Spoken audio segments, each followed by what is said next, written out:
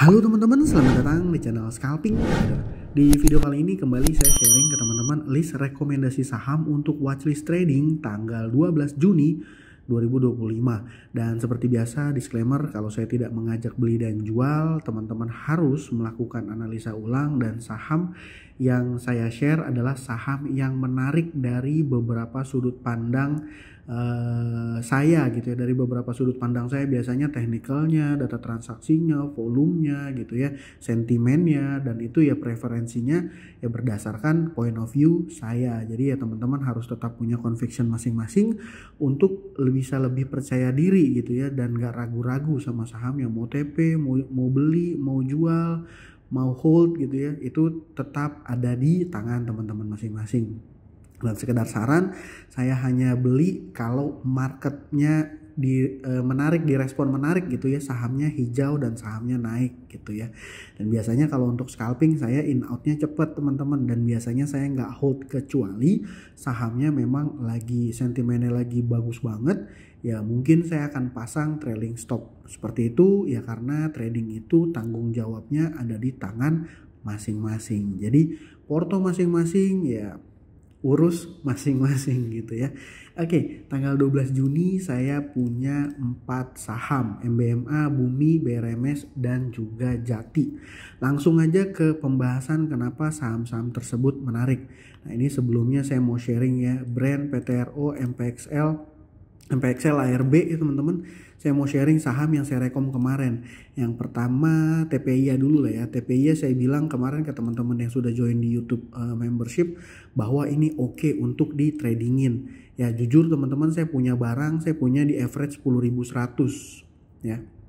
Jadi saat ini plotting profit tipis gitu ya. Kenapa? Karena saya masih percaya sama sentimennya. Dan kalau berdasarkan analisa data transaksi harusnya ini oke. Kenapa? Karena yang buang ini ya adalah foreign ya.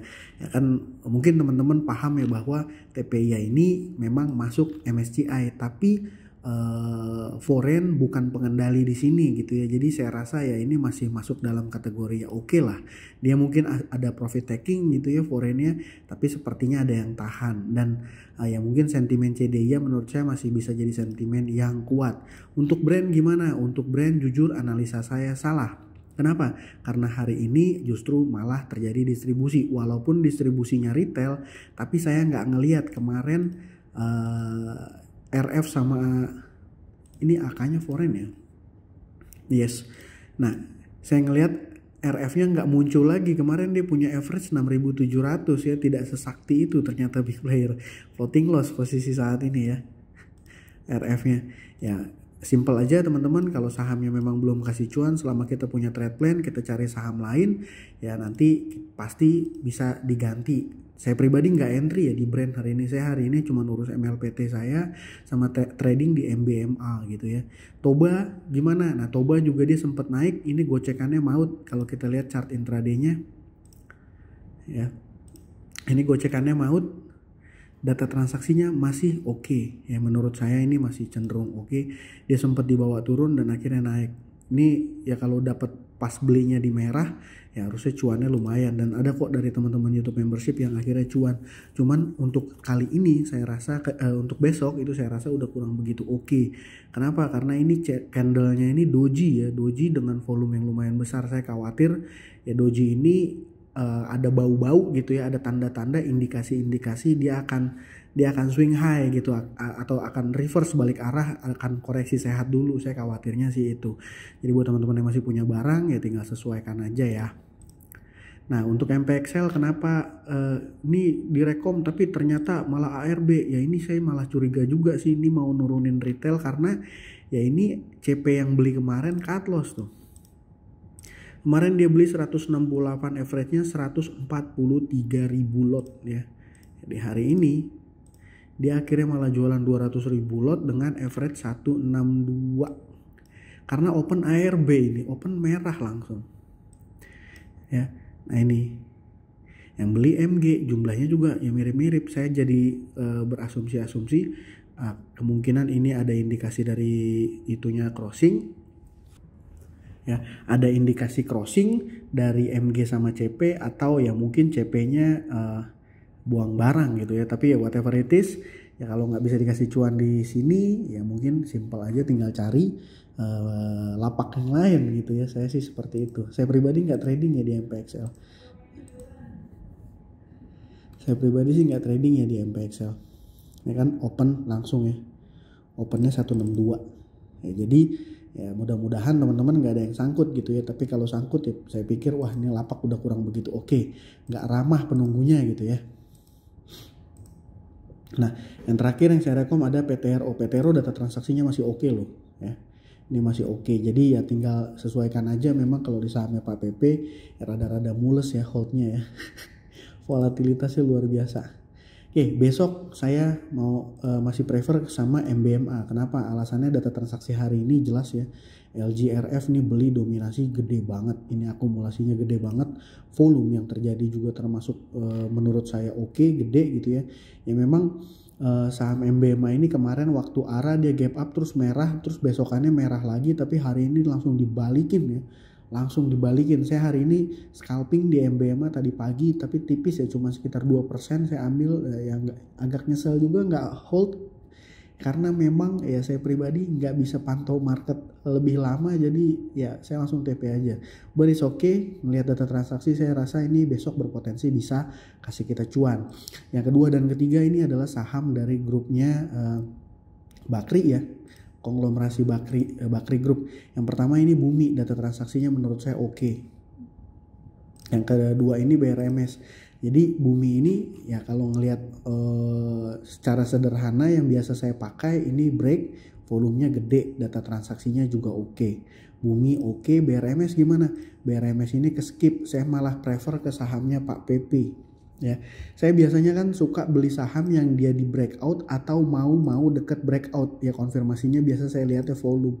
Dan ini sebenarnya kemarin udah sempat saya garisin juga sih, karena tandanya kan ada ya, dia udah mau break dari sini area harga ini dan ini gitu ya di sini, tapi ya volumenya gede tapi saya skip. Kenapa? Karena saya lebih prefer mengurutkan dari yang menurut saya lebih menarik ya, yaitu sahamnya Pak PP gitu ya. Dan ini hari ini naiknya BRMS 12% dan foreign yang dorong ya. Menurut saya oke ya, dipantau untuk besok gitu ya. Menurut saya oke. Ada lagi satu saham juga ya dari itu grupnya mereka nih, Dewa juga menarik, tapi saya kurang begitu suka karena ya bayarnya ini saya takut ini scalper gitu ya. Jadi takutnya ada guyuran serem gitu. Jadi sahamnya Bakri Group menurut saya Bumi sama BRMS yang oke. Gitu. Oke. Nah, yang terakhir saya punya saham Jati. Kenapa saham Jati saya rekomendasi? Karena sahamnya menarik. Yang pertama, di keterbukaan sudah keluar informasi bahwa di tanggal 12 Juni atau besok ya, ini sahamnya keluar dari papan pemantauan khusus atau FCA ya, full call auction. Ya, terus gimana posisinya? Nah, ini kita perhatikan aja data transaksinya memang saat ini turun. Tapi ada tapinya. Kalau saya tarik datanya sebelum dia tidur ya, teman-teman. Ini April ya. Saya tarik sebelum dia tidur. Ini kalau kita pakai ilmu average, ini menurut saya oke, karena big playernya si Excel ini dia punya di average 130. Oke, dia punya hampir 1 juta lot, 500 ribu lot deh. Dan saat ini harga Jati ini di harga 107 ya. Jadi untuk bisa balik aja ke dia punya average ya berarti ARA gitu ya. Ya kita lihat aja besok pola pergerakannya akan seperti apa. Kalau pertanyaan ke saya apakah sahamnya menarik, ya menurut saya data transaksinya sih cenderung menarik. Tapi tetap balik lagi dari keempat saham ini kita harus tetap perhatikan ketika marketnya opening ya. Ketika marketnya opening baru kita bisa melakukan langkah untuk memutuskan entry atau enggak. Karena kalau kita langsung main entry aja tanpa mengecek di pre-opening dan sebelum opening, itu bisa jadi kondisinya kayak MPXL ya. Kita entry-nya malah di ARB, dan saran saya jangan pernah masuk di saham merah nih ya. Saya tulis di depan. Ya, jadi biasakan juga, saran saya disiplin ya. Kalau udah nggak sesuai better cut aja. Teman-teman mungkin saya bisa challenge ke teman-teman yang mau Coba cek konten saya dari saham-saham yang saya rekomendasikan, mungkin dalam 1 bulan atau 2 bulan teman-teman coba cari win rate saya berapa. Win rate dari analisa saya.